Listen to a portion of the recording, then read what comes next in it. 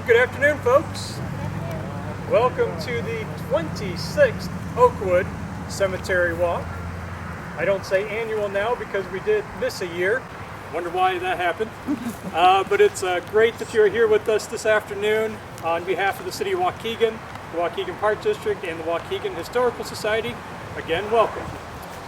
My name is Ty Rohr. I am the Manager of Cultural Arts for the Waukegan Park District. I would also like to introduce Brian Escobar, our Arts and History Specialist with the district, and also our volunteer extraordinaire, Ann Darrow, who is the lead researcher for the Cemetery Walk and the head docent. So for today's walk, stories of the Carnegie Library. And this helps us celebrate that very soon, 2023, that wonderful historic building will be open again for all to enjoy.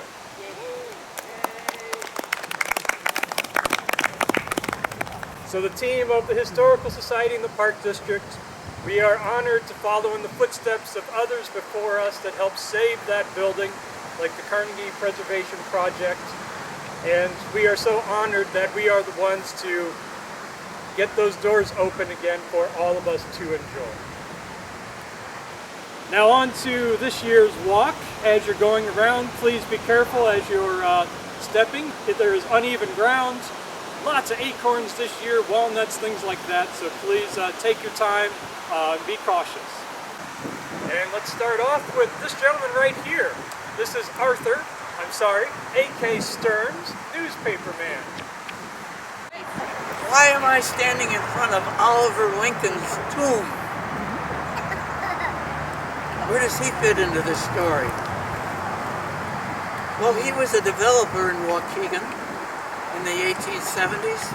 Before he died, he gave the city of Waukegan a piece of property at the corner of Washington Street and Sheridan Road, northeast corner, or a park. That's all I'm going to tell you right there on that. But I was born in Brooklyn, New York, and I was educated at Harvard, had a law degree, and I came to Illinois, and I practiced law in Chicago and in Lake County. And while I was here in Lake County in 1897, I started a newspaper, the Waukegan Daily and Weekly Sun. And I was also on the Waukegan Library Association board that was founded by a group of women in 1895 that called themselves the Sesame Club. Huh. Yeah, huh. Now, you have to remember, women didn't vote back then. So the only thing they could do is create clubs, try to do something that way. So that is how this and that got mixed together. But I want to go back to 1845 when this was just Littleford. And there was even a movement back then to start a free public library. People thought that was crazy. We have better things to do. We have to sustain ourselves here in the wilderness. 1845, who's going to read a book? We're so tired at the end of the day, we want to go to sleep. The tavern.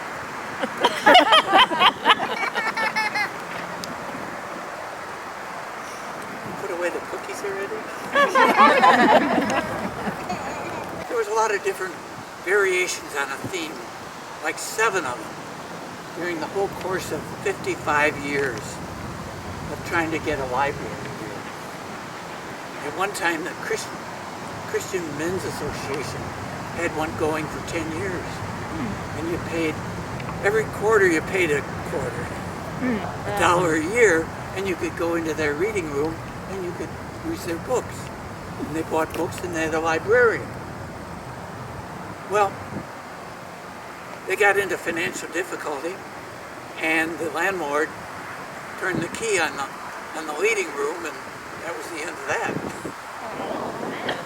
And other times, the citizens of Waukegan petitioned the city council for a library, and they accepted it, and they put it into committee, and that's where it left. Sound familiar? Uh-huh.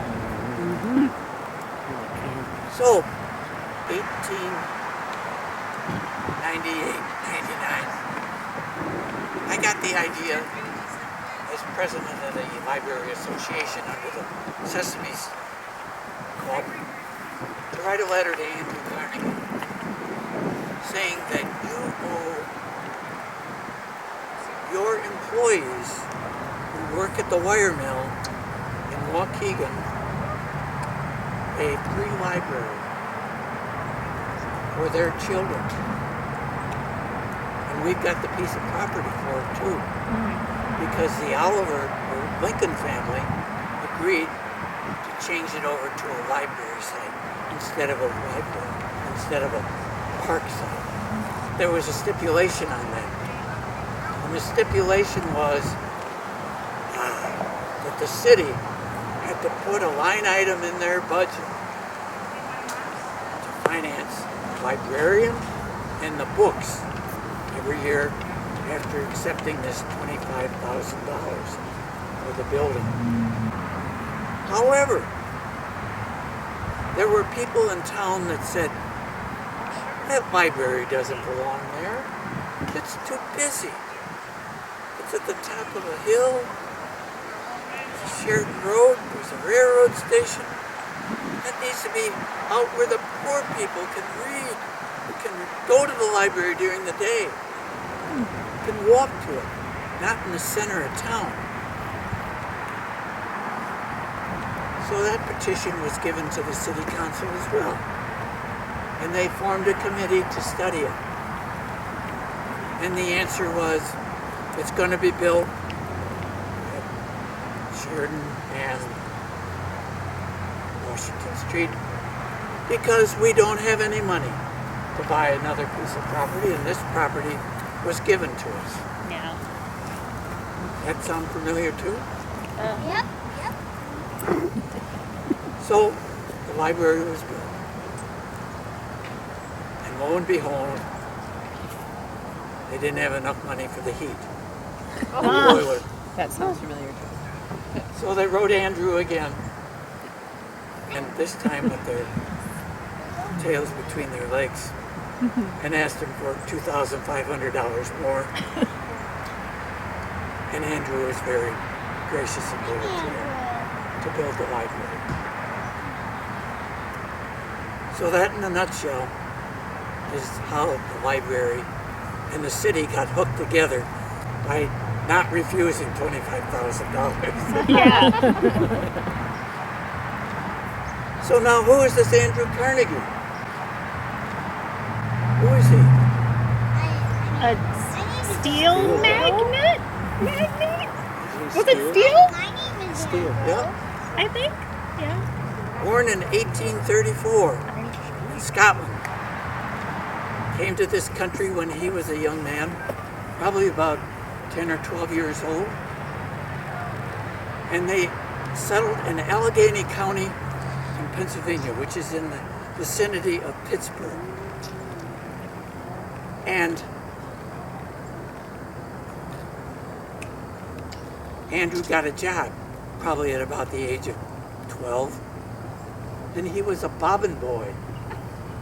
What is a bobbin boy? In a textile mill. Bobbin? Textiles? Okay. All right. So, but he didn't stop at being a bobbin boy.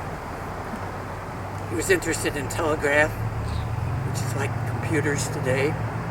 Then he got into telegraph operator. And by the age of 24, he was operating a 400-mile railroad because some man by the name of Scott. So what a go-getter he was. He says, you can be my secretary, and I'm going to let you run this line. When Civil War broke out, this man Scott and Andrew moved their efforts towards winning the war. And they developed a sleeping car, not the Pullman cars, but this was something earlier. That's all I know about it. But Andrew was convinced when he saw this war going on and the lack of railroads, particularly in the South, which was one of the main reasons why the South lost. Yeah. Because they couldn't move their troops. But the North could move them because they had some railroads. But he saw railroads as a new thing. And the railroads need rail, and the rail needs steel, and the steel needs steel mills. It's all going together, isn't it? Mm-hmm. And Andrew comes back from the war, and he buys a piece of property, and lo and behold, it had oil on it. Some people have all the luck. Well, now he had the capital, he had the energy, he had coal, he had oil, he had the foundries, he had the mills, and he created an empire, which better was known today as U.S. Steel Corporation.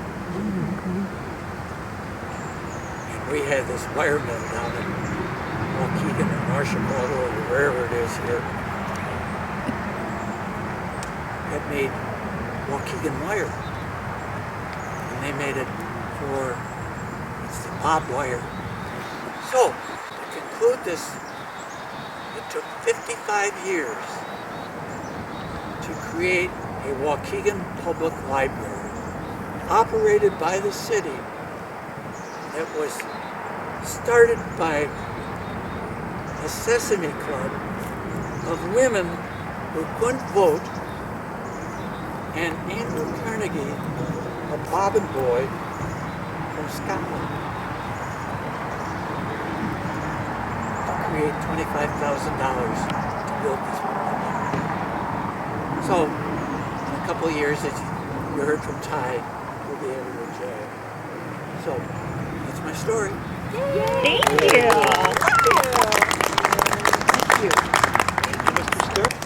Thank you, Mr. Stearns. All right, folks, you are going to continue your cemetery walk with Brian.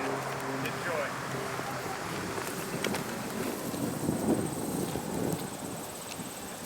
If any of you have been here to Oakwood Cemetery before, you'll know this area maybe is known as Millionaire's Row. And so something that's new here now is the Butterfly Garden, which is maintained by the Rotary Club. Right. So for a few minutes here, they're going to talk about the work that they're doing with the Butterfly Garden. Hi everybody, my name's Joey and I'm this year's Rotary President here in Waukegan. And we started this project this summer. It's a pollinator garden. When this area was originally designed by the Shermans, they put in that this will never have interments. It's supposed to be a garden, and over the years it's kind of turned into grass. So our hope is that over the next few years we can grow it and it will fill this whole area and bring bees and butterflies to come pollinate all the beautiful flowers. So we actually just put our second section in this morning. So I hope that if you ever visit, you come take a peek and check out all the pollinators. Great, thank you. Thank you. All right, here I'd love to introduce you to two lovely ladies from the Waukegan Sesame Club. Thank you, Brian. Ladies and gentlemen, welcome. Welcome to the new Women's Club of Waukegan. We were formerly known as the Sesame Club, but we are now part of the Women's Club, and we're very excited about it. Now, normally when those attend one of our functions, you're here to listen about a lecture on art or literature, but today we're going to make an exception, and we're going to talk to you about our Waukegan Library. Allow me to introduce myself. I am Mrs. William C. Upton. I have been a resident of Waukegan since my marriage in 1888, as I come from New York. And since we have such a lovely crowd here today, I would like to offer a public apology. The man that rides around horseback on the city streets at the wee early morning hours of the morning, and I'm sure is disturbing most of you, is my husband, and I apologize. But he does love horseback riding. It is the only time of day he can do it, as he is a busy lawyer. So I just wanted to offer the town an apology because I know it can be disturbing. All right, well, back to the library. And we owe so much of it to this lovely lady on my left. Allow me to introduce to you our first president of our Sesame Club, the only woman on the building committee for our Waukegan Public Library that was funded by Andrew Carnegie, and a leading lady of the Forest Club Dramatic Society. That is how she met her husband. But my dear friend, Mrs. A.C. Fisher. Thank you very much. Please call me Ida. I also was born in New York City, but my father, Dr. Vincent Clarence Price, moved the family to Waukegan in 1861. And yes, this is the same Vincent Price that invented the Dr. Price's baking powder. I am the oldest of 6 siblings. I am a graduate of Kemper Hall in Kenosha. Yes, it's true that I was known as a songstress in my younger days. I performed at various venues throughout the Waukegan area. But I have married and I've got 3 children. So now my focus is on the community. So my young nephew Vincent, who lives in St. Louis, they say he's quite a hand. So maybe he can take on the, acting and dramatics. As Augusta mentioned, we mentioned earlier, we're here to discuss the Waukegan Library. Well, not to be too dramatic, but it was started by the Sesame Club. Yes, it was. About 18 years ago, in February of 1894, 12 of us ladies of the community met at my house. We decided to formalize a club for reading and education. We decided the dues would be 50 cents. Yes. Imagine explaining that to our husbands who couldn't understand why we had to pay to be a part of a reading club, what they thought was just gossip. So, but we felt strongly about knowledge and about growing our knowledge in the community. Art, reading, literature, that really was our passion. So in fact, it was our very first meeting. We discussed the need for a library right here in Waukegan. On our second meeting, we came up with our name. We had several choices, acorn and whatnot, but we decided on the Sesame Club. Sesame is actually a flower that represents knowledge, so we thought that was appropriate for us. We had many lectures. Our first year focused on American poetry and literature. And it was in that first year we had a critical lecture series in the fall by Professor Suitland. That brought in $266. We were tickled pink. That was a tremendous amount of money. I mean, imagine what that would be 100 years from now. Anybody good with math? Anyone? No. We know you're an actress. It's okay. All right. Well, let me give it a shot. It's 6, 4 carry the 2. Oh, heavens, Ida, that would have been like $8,500. That's just too much. Well, that's 100 years from now and we'll never be there, so it's okay. But what is important is it really set us up for success to be able to step forward to get the library here in Waukegan going. In fact, one of my associates and myself were invited downtown. The Cobb's Library at that time was up for sale. So we thought with that tremendous amount of money, we could go down and purchase the Cobb's Library and bring it here. Unfortunately, we got down there and it was only their fiction section that was for sale, so that really just put us back to square one. But we were still set up for success, right? Yes, we are. However, we felt confident that the people of Waukegan would support our idea of a free library. We worked with the Waukegan Daily Sun, the Waukegan Gazette, trying to get our work out there, trying to find additional support. However, everyone just laughed at the idea of a free library. We stood firm and said, we must and will come. Yes. Well, in July of 1895, we did it. The Waukegan Library Association was incorporated under the laws of Illinois. We used the money from our lectures, the $280, for the treasury to hold. In October, we elected officers, and then the donations started coming in the form of books from citizens, from clubs, board members, we started seeing support from the leading citizens in our community. We, the Sesame Club members, were the first librarians. The library was open on Thursdays and Saturdays. We were on the Slyfield block on both Washington and Genesee Street. We were maintained the expenses of the library through ongoing lectures. We were able to add many books to the collection. By the summer of '98, 3 years and 2 long, hot summers. Oh, they were hot. Yes, they sure were hot. We as a club and the Waukegan Library Association decided that it was time for them to take over the library. So we had proven that the library could sustain a free library, and in November of that year, the tax was put into place to secure the future of the Waukegan Library. Yes, that was a big win for us. So in turn, we gifted the library over to the city of Waukegan, the books, the periodicals, the pamphlets, the shelving, the tables, the desks, a whole lot of it. And it was really quite tremendous for us. We were very pleased to be able to do that. That year, we also celebrated our first Founders Day. And by then, we had been a club for, help me, 4 years at that time? I believe that. Yep. And in '99, we decided our color would be yellow. And it was also that year that Mrs. Douglas, in her infinite wisdom, sent to the famous Kew Gardens in London for the seeds of the sesame flower. And she was able to cultivate it and grow it, so we got to see it. It was really quite beautiful. It was very beautiful. I would say it looked like a larkspur. Yeah, a little bit. Bluish and purple. It was really beautiful. But we have celebrated our Founders Day every year since. We still do lecture series, and we focus on literature and art. In fact, that same year, you did a wonderful lecture on George Eliot. I remember that. I know my memory's going, getting older. And in 1900, we did one of my favorites. We spent an entire year on colonial living through literature, which was pretty fascinating. But we continue to grow our club. We've added 12 more members, so now we are 43. We continue with our lectures, and we continue to grow in knowledge, in membership, and in those graces in culture, which makes life more beautiful. So I want to say thank you for coming to our club today and listening about the Waukegan Library.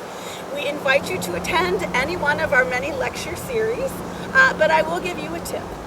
If you are tardy, it is 10 cents. All right? Thank you so much.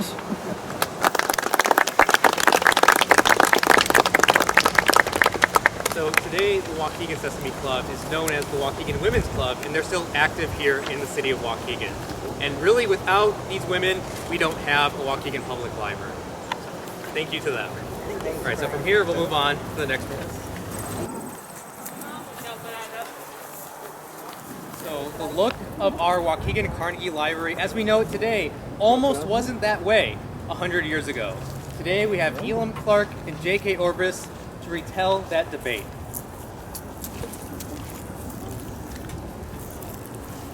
Welcome, honored guests, on this first day of February 1902. I am Elam Lewis Clark, President of the Library Board.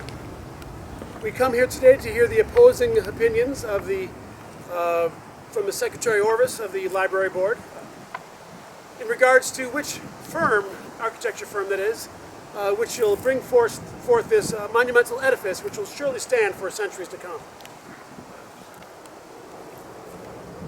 Secretary Orvis presents the opposing view from Milner and Associates of Racine, Wisconsin. I and others on the board lean towards that from Miller and Patton of Chicago. Secretary Orvis has prepared his remarks, and I have rebuttals to those. Secretary Orvis, if you will. Now, the first of my 42-point plan is to say that the Milner plan will admit of many changes, both material and otherwise, while the plan of Patton and Miller will not. Not without any radical change to the appearance of the building, both exterior and interior. And any radical change would destroy the arrangement of the rooms and much of the good appearance. Patton and Miller's is a complete plan with no need for further additions. Thus, there is nothing that will need to be added later, so it's perfect. Now, the Milner plan presents an accurate appearance of the building and the lot from all points, while the perspective of the other leaves us to guess at much. And besides, what even has been shown cannot possibly be an accurate representation of how the building and lot will look, though pretty, it is inaccurate and leads the minority to think it was painted just to get the job. Sir, I, having an exceptional Ivy League education, have no trouble in understanding the plan put forth by Patton and Miller. If you have trouble comprehending it, perhaps you should have enrolled at a institution with a better reputation than that of the State Normal School of Whitewater, Wisconsin. The rendering from Patton and Miller, it may leave a bit to your imagination, sir, but I assure you that the members of the board who stand behind Patton and Miller's have no trouble seeing it for the beautiful marriage of architecture and agriculture that it will surely turn out to be. Now, marriage is a beautiful thing, but this lot is unsightly. And the unsightly appearance of the lot would be destroyed by the Milner plan. It would cover the deformity of the lot with a harmonious building, giving both the building and lot harmony in appearance. Not so with the Patton and Miller plan. It would only cover 1/3 of the lot, and to me would appear quite unbalanced. The lot was picked because it is indeed a choice lot. I know not of what deformities you speak of, sir. Now, see, the Milner plan, it allows for the reading room to be in the quietest part of the library, rather than the loudest. It allows for better access to the stack room, and has space on the exterior of the building for attractions such as the lions at the Art Institute building, and a better vestibule. I find it interesting that before even an ounce of dirt has been moved, that you, a lawyer, not an architect, will already know which is the quietest and the loudest room in the library. A library by which its very nature is a place of serenity and quiet contemplation. And in regards to something akin to the lions at the the Art Institute, this is Waukegan, sir, the seat of Lake County, a place wholly separate from Chicago and cities like it. We made wonderful strides to separate ourselves from big city ideals and politics. When the outside of this building is complete, I assure you, sir, that it will be aesthetically and architecturally and magnificently through and through Waukegan. Now, it appears to the minority that with the Patton and Miller plan, you would have a bunchy building and a bunchy assortment of rooms that would puzzle the mind as to answer the question, how did you spend $25,000 on that? With a Milner plan would not only give the appearance of a harmonious building and lot, but the appearance of a $25,000 building. Sir, $25,000 will be spent in this building because when it is done, it will leave no doubt to any viewer that this monumental monument to learning was money well spent. Now, I may be unjust in my criticisms and may have expressed them crudely and perhaps widely, but I have felt that it be my duty to explain the plans as I see them. Now, if Mr. Milner's plans are superior to the others, and they build our building, our monument to monuments, please, should they not be the best and chosen to erect our building? Yeah. Thank you.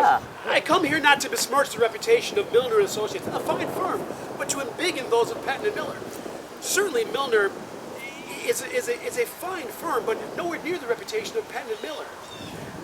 Sir, the board has already heard all of your arguments. Is there any need for further debate? I suppose not. Just like you suppose there is no further debate for who we shall choose as our inaugural librarian.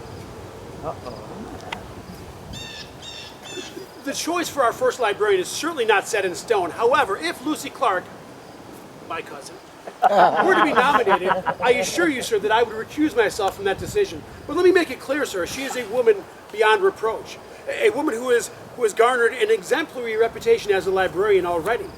A woman who has earned the endearing nickname of the Nun of New England. If there is a better choice in all of the city of Waukegan, I know them not. Are you even interned in this cemetery, sir? Are there some school children you could go be haunting right now? Why don't you do us all a favor? Climb back into your grave there and roll over in it. Good day, sir. Good day. Good day.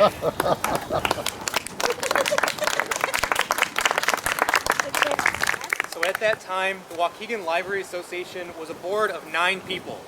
4 people voted for Patton and Miller, 4 people voted for Milner and Associates, with Elam Clark casting the vote for Patton and Miller, and we have the Carnegie Library as we know it today. Was his point in that the Patton and Miller one, then you could see it on the 2 sides, but the back sides against the ravine didn't look like much? Exactly. So when you think about the Carnegie Library, right, it has that like the radiating look in the back. It's very, very unique. Patton and Miller did not build Carnegie Libraries like that anywhere else. They built them the same way you would see a Carnegie somewhere else, parallel to the street, it just like you come off the sidewalk.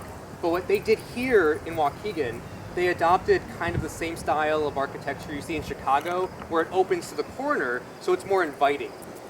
As somebody walking in, it invites you in versus you having to like make a weird turn off the sidewalk. So it is a very unique approach they took, and so as J.K. Orvis explained, we have the minute book from that meeting, and so everything he's saying is what he said in that meeting. So from here, we'll head just right down over there to our next. I see we are right on time. Excellent. And so let me introduce you to Miss Lucy Clark, the first librarian of the Waukegan Public Library. How do you do? So I'm very pleased to meet you. As you know from your programs and the introduction, I am Lucy Moore Clark. That's Clark with an E at the end, please.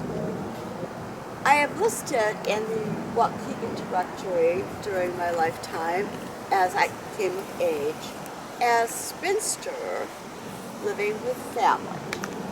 Now do not wince at the term spinster, because I have lived a very full and fulfilled life.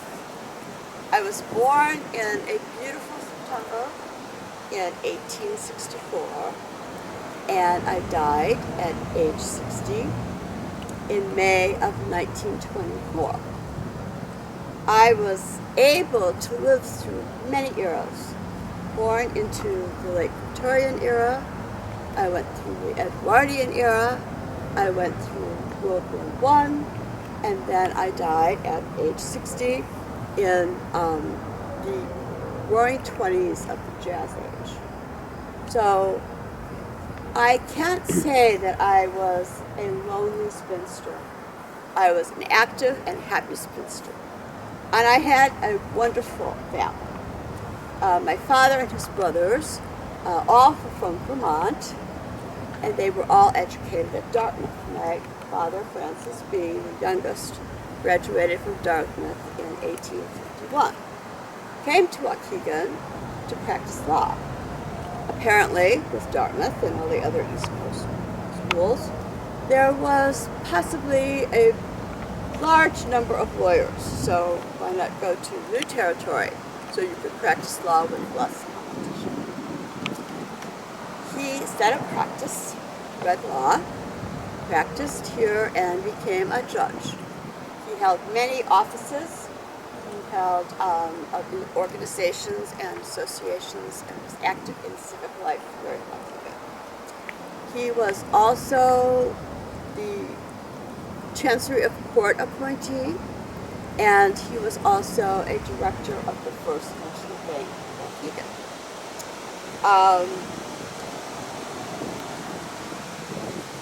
For me, this was a learning experience as a young woman, because I would discuss with him everything that he did. I wanted to know in minute detail what was his next adventure, what did they do when you were on the office? How did you operate First National Bank? From my mother, I learned patience, generosity, and kindness, and that helped me in all my dealings with people. I had 2 married sisters, and so I was an aunt to my aunt, and I had a cousin a few years older, Elam. I think you met him. And in fact, Elam was instrumental in appointing me in 1902 to be the first head librarian of the Waukegan Public Library, situated in the new Carnegie building. And your Carnegie had made this beautiful building, and the architects designed a wonderful building. Carnegie donated libraries throughout the United States and many in Illinois. However, I think ours is the most handsome, grandest of them, and it is a picturesque setting overlooking the lake with a curve and high windows, breathtaking. And the organization is what I had to deal with. And I was 36 years old. My first task was to supervise the movement of all of our volumes, periodicals, pamphlets, maps, atlases from the Flyfield building to our new home at the Carnegie building. I can give you some very good statistics from that year. One of the many responsibilities of a librarian is to keep good statistics. Part of that was that I was paid $480 annually, which was quite a nice sum for me. Here is the vital information I submitted to the Library Association covering the period from June 1st, 1902 till June 1st, 1903. You know my salary, $480. The assistant librarian earned $300. The assistant worked some time, earned $22.13. The cataloger earned $323.40. The janitor, under my supervision also, was paid $164.10. The rent on our last year for the Slyfield building was $350. The acquisition for new books, periodical subscriptions, rebinding, and library supplies totaled $549. Utilities were $77.83, with fans and 8 months of electricity donated by the North Shore Electric Company. We spent furniture and fixtures for the new building totaling $77. We, of course, needed more money the next year to complete the shelving and furniture that we did use in Carnegie. And we were able to get a larger donation from them to do that. We had miscellaneous taxes, commissions, and duties, and freight shipping costs for $78.58. Building insurance was $75. Our payment to Joseph Blaha was for his supervision of the erection of the Carnegie building, and he received $250. The total expenditures from 1902 June to 1903 June, $2,808.74. Books loaned out that year were 32,300 volumes. Transferred to the new library, books, maps, atlases, pamphlets totaling $5,138. That transfer was my first task. Then shelving all of those books, organizing rooms, and what would go in what room was the next task. Our average daily distribution was 122 volumes, and we issued borrower cards up to that date of 2,731 library card users. I thank you very much for listening to the duties of a librarian and my own background in becoming the head librarian. I served for 6 more years, and in 1909 I retired. And I then lived the rest of my life as an active Waukegan citizen and a very loyal patron of the library. Thank you very much, and please read.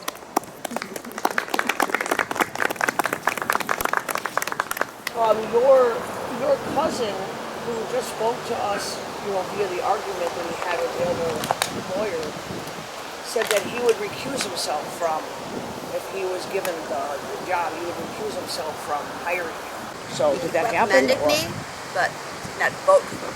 Okay. Board had a unanimous vote. Oh, okay. And I that was is wondering. also recounted in the minutes book. That I we just have. wanted to know, yeah. Yeah. Thank you.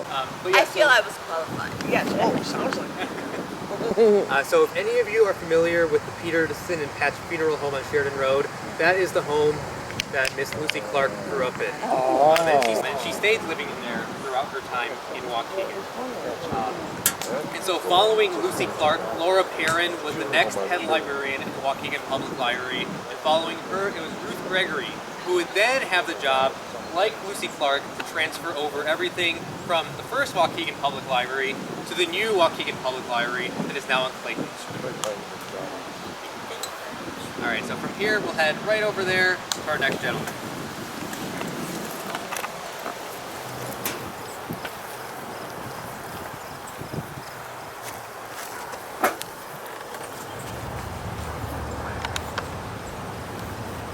All right, I'd like to introduce you all to Mr. George Ferguson.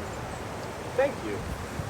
Well, I have to say, it's lovely to see you. I usually don't see this many people in one place at a cemetery.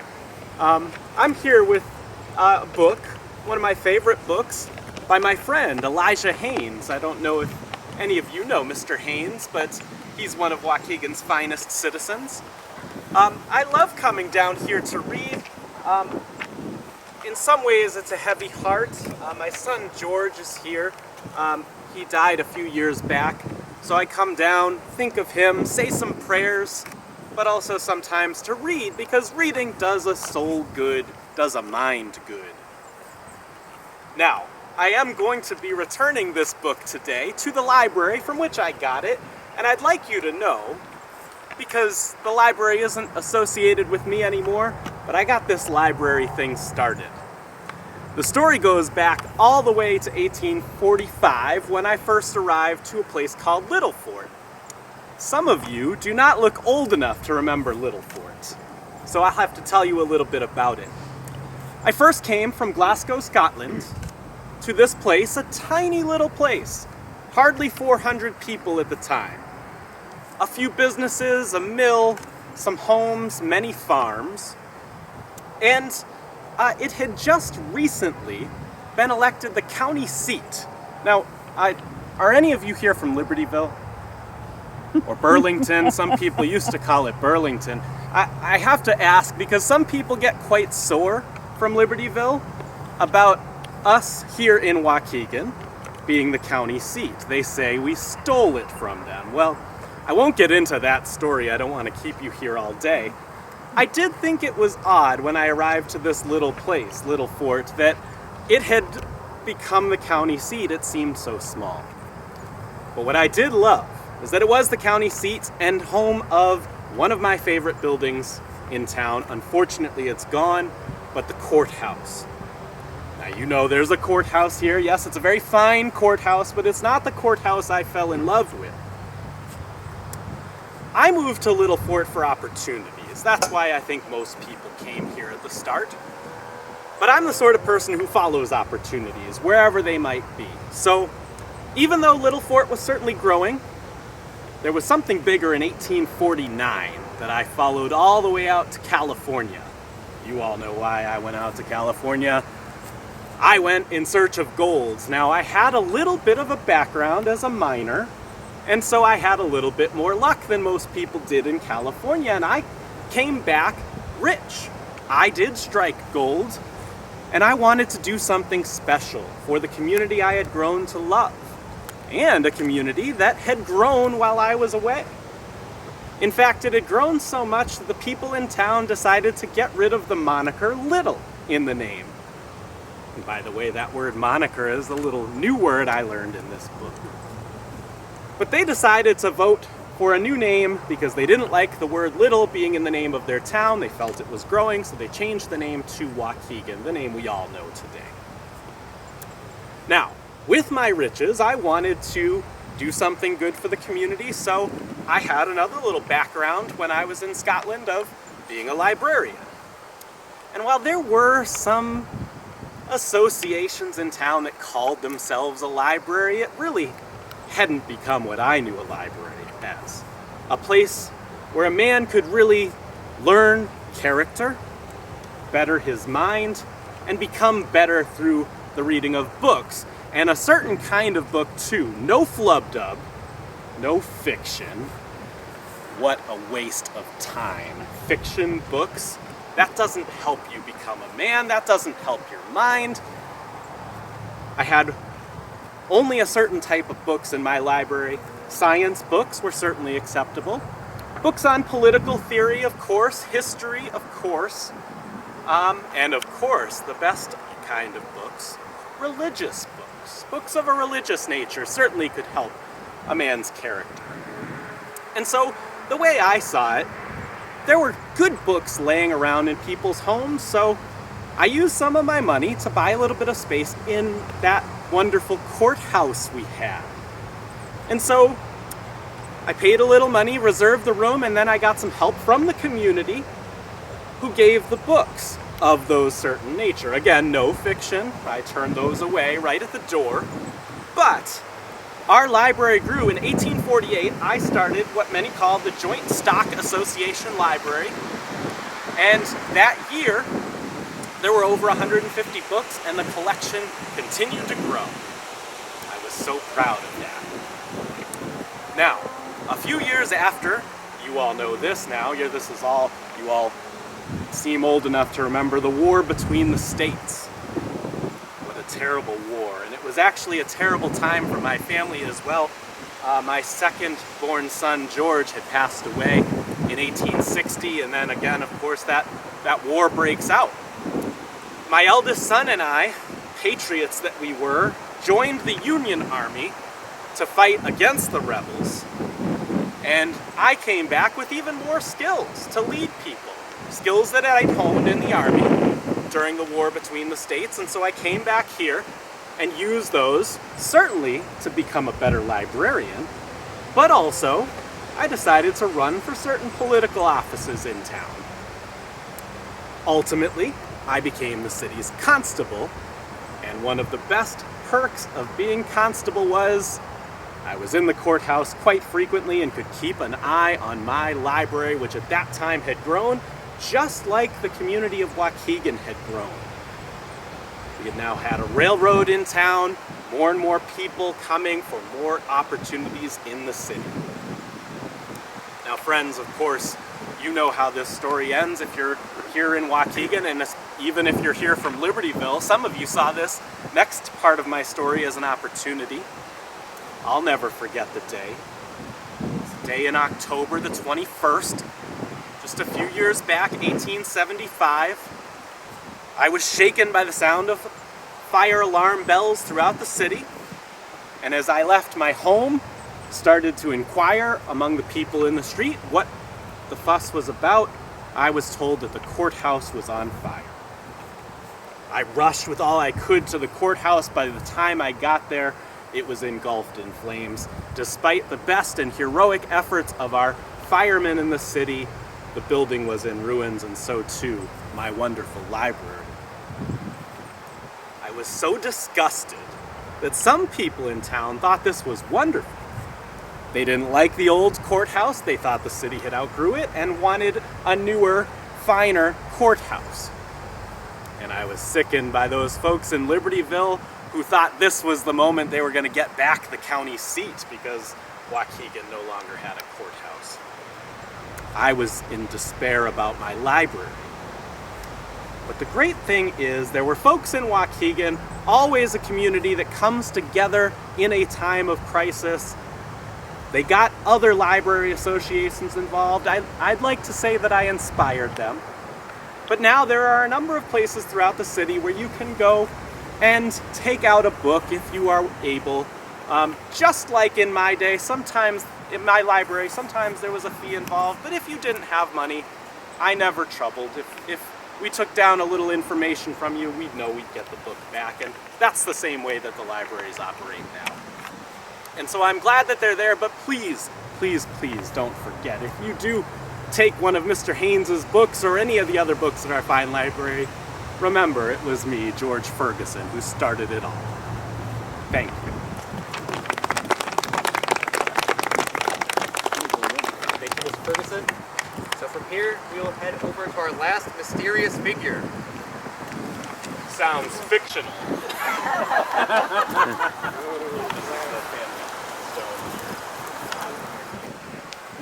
Well, it would appear to me that the carnival has come to town. And here we have the proprietor of this carnival, Mr. Dark.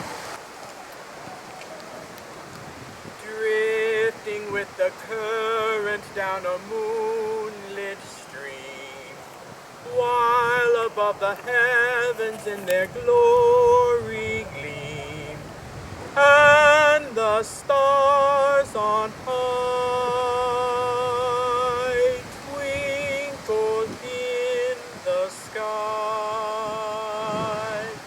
seeming in a paradise of love divine, dreaming of a paradise that looked in mine.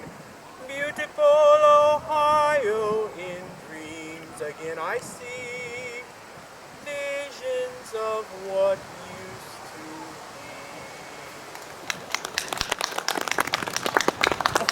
be. By the pricking of my thumb, paper cut.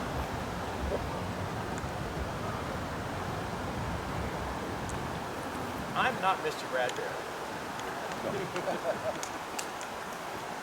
He did write about me. He didn't invent me. Oh, you know who I am? Some of you have known longer than others.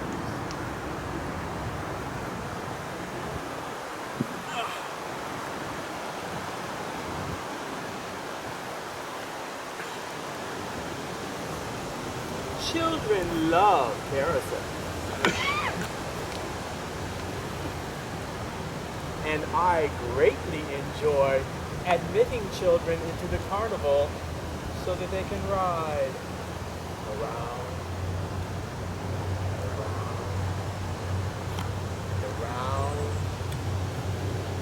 getting older and older.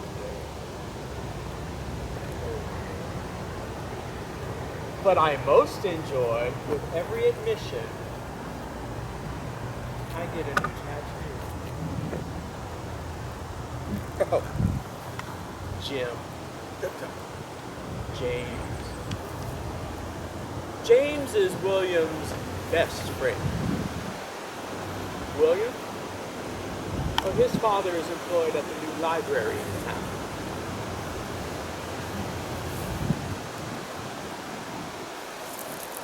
William hasn't been seen by me today yet. He wasn't at the library. Maybe he's here at the carnival, looking for his old friend, James, who went around and around on the carousel. If perchance you stumble across William, mention to him that reversing the direction of the carousel may help him in finding his old friend, James. Beautiful Ohio, in dreams again I see visions of what used to be.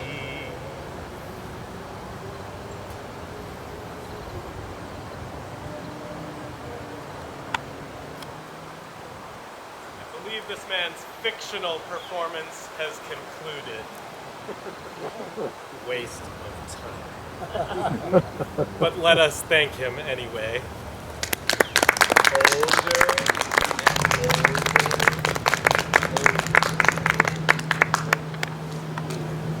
And we ask now that you board these motorized carriages that will take you back to a park and have a safe journey. And thank you for coming. Thank you.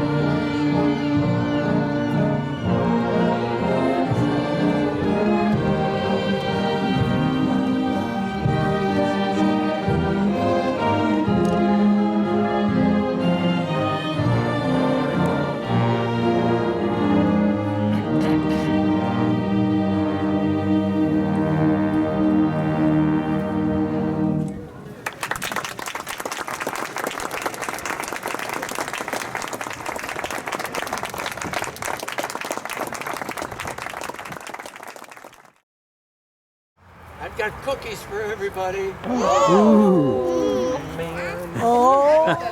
don't eat them all. I want one later. I'm Ty Rohr, the manager of Cultural Arts in the Waukegan Park District. And cookies. And cookie. Cookie hander outer. In 2023, the Carnegie will be open again for all of us to enjoy. So this is a team effort of the Park District and the Historical Society to restore the Carnegie, to bring it back to life. We know there are others before us that help stabilize, keep that building for us in the future, like the Carnegie Preservation Project, and we are thankful for all of their efforts. So 2023, you know where you all will be, visiting the Carnegie, saying hello. That's right. Maybe I'll have cookies for you then too. And as AK is sharing his story, I'll come around with some cookies, if that's okay. Do the cookies first. Do the cookies first. Oh no! Theo, here's Did your you know program. about these cookies? Oatmeal. You might be getting upstaged. Thank All the sugar cookies as Sugar well. cookie. Okay. I said those cookies. Sugar cookie. Thank you. Oh, you're welcome.